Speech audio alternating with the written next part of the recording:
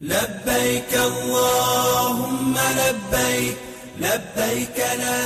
شريك لك د شیطان وشتلو طریقه یو سلا لسمه پوښتنه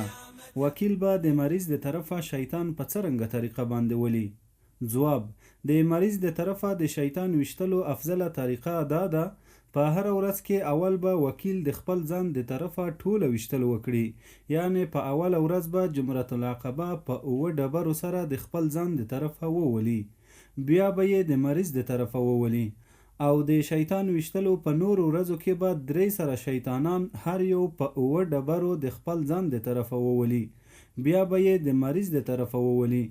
او که د اول ورځې ما سوا په نور ورځو کې داسې وکړي چې اول وار اول شیطان د خپل ځان د طرفه وولي، بیا یې د مریض د طرفه وولي او بیا دغسې دوهم او دریم شیطان هر یو د ځان د طرفه بیا د مریض د طرفه وولي، دا هم روا دي. او که داسې وکړي چې هر شیطان یوه ډبره د خپل طرفه ولي او یوه ډبره د مریض د طرفه ولي، نو دا مکروه دي.